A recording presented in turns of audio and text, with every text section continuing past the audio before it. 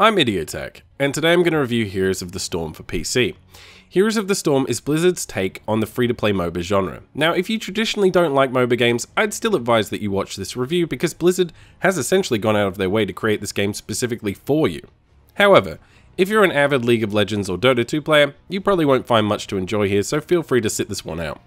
Heroes is a great entry point for those looking to get into the genre, and it does a lot of things right. I've been playing the game now on and off since alpha, and while I'm not the most competitive player, I think I can offer some insight for those who might be interested in picking this game up. Now, with all my reviews, I like to start with any technical issues I ran into whilst playing the game. If the game doesn't run well, then there's not much point in me telling you about the story or the visuals or anything like that. In this case, I'm happy to report that the game runs well for the most part. I have had a few crashes, although they were most likely related to my recording setup and not the game itself. Another minor niggle I have is that the game's performance is mostly fine, but in intense fights you can see drops down to the 40s when running at high settings. It's not a game breaker, and the options menu offers a lot of control here. I mean, you can tweak things, so for the majority of players you shouldn't have any issues. I'd just like to be able to run the game consistently at maximum settings, as I know my hardware is more than capable of it. The visuals, animations, and overall aesthetic in Heroes are all expertly handled, and honestly I wouldn't expect less from Blizzard at this point, to be honest. The character designs are excellent. The care and attention to detail that's gone into each of these designs, it really shows. It's exceptionally good artwork when other Blizzard franchises are taken into account. It might also explain why the heroes are so expensive, but we'll get into that later. Map design is another area of the game that stands out. Each map has a theme. You'll fight in Egyptian temples, or a pirate-controlled harbor, or a flower garden that becomes evil at night. All of these maps are unique and very beautiful, and they add a lot to the overall experience and give the game and the genre some much-needed variety. The visuals in Heroes are some of the best Blizzard has created to date. They certainly know how to polish a game, let's put it that way.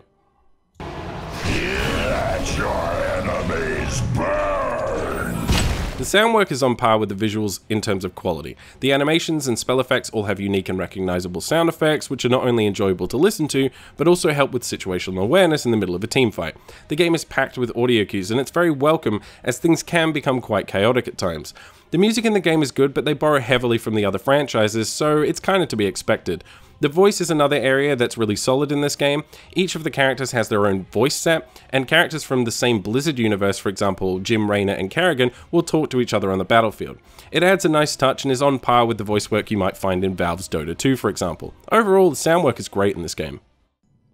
At its core, the game is a MOBA, and so the game modes on offer are really just different ways of playing the same game.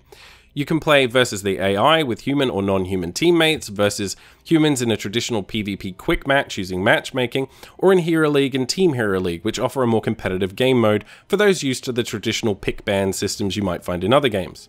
These competitive modes do require you to be level 30, and you need to own at least 10 of the currently 37 heroes available in the game in order to play them. Now, unlike other MOBAs, Heroes adds variety to the game via its maps, not its modes. The game currently has 10 maps, and each map has some variation on a capture, hold, or collection mechanic. These objectives, along with the different themes of each map, really help to give the game some variety and keep it from feeling stale. I really like the way Blizzard has chosen to approach this, and I hope they continue to release more maps for free going forward. This is perhaps the most important area of discussion when it comes to a game like this. It's also the area where Blizzard has chosen to focus most of its attention. The game is very different to other MOBAs on the market. There is no goal, there are no last hits, you don't purchase items from a shop, and there's no individual leveling mechanics, so you don't get snowballing like you do in League, for example. Instead, each player's actions earn experience for the team, which will increase in level over time. When the team levels up, each player gets to choose from one of 5 talents, although these are initially restricted to 2 by an out-of-game leveling system that I'm not really that fond of. Another key area of difference is the objective system. Each map has an objective, and completing it gives your team a significant advantage for a short period of time. It also encourages more team fights and leads to the game feeling more focused around action than the farming experience you get in other games. Like other MOBAs, the game does have jungle creeps, however, unlike those games, they don't grant you buffs. Instead, they join the player in lane and can help push enemy towers. There are many other small differences that make Heroes stand out from other games in the genre, and to me at least, at this point, this game really feels quite different than anything else I've played in the genre so far. However, many people view these changes to the traditional MOBA formula as a dumbing down of the mechanics that make the genre great.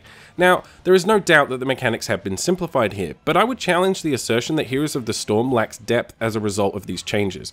No, it doesn't have as much depth as Dota 2, but that's fine because Dota 2 exists, and people looking for that level of competition and depth can play that game instead. Heroes is not trying to compete with Dota 2 or League of Legends, and I feel that many people make this mistake when judging it. It's trying to be a game precisely for the type of people who don't like those games. Heroes chooses to focus on short, action-packed and objective-focused matches. Players can approach this on both a casual and competitive level. At a high level, the game offers more than enough for those looking for a hardcore experience, but it also allows for people like me who simply don't have the time these days required to be good at a game like Dota 2 to just jump in and have some fun for 20 minutes. Now, the game does get some things wrong on a design level. The first of these is the talent gating system, in my opinion. When you first buy a hero or obtain a hero with gold, you will not have access to all of the talents until you level that hero up in an out-of-game progression system. And this quite frankly is pointless and only serves to limit players who already know what they're doing in their first few games with a new hero. It's obvious to me that Blizzard has forced this into the game to extend the out-of-game progression system. Now, they say it's because they want the game to be accessible and easy to understand, but honestly, when you own 10 characters already, that point is no longer valid. So, in my opinion, it only exists to extend the progression system. But it's honestly not needed, and it hurts the game. Another key area of frustration for me is in the matches themselves. The game has an aggressive catch-up mechanic, so if a team is losing for like the entire game, they can still win if they make the right choices and the winning team makes the wrong choices at the last minute. Now, this is good in a way in that it helps to reduce the issues of snowballing that you see in other games, but the problem is that it makes the first 2/3 of the game feel essentially pointless. That being said, I still prefer this system to the snowballing mechanics of other games, and it does help create the illusion of a fair fight, and it is very fun, but I would still like to see this area of the game tweaked and improved as the game moves forward.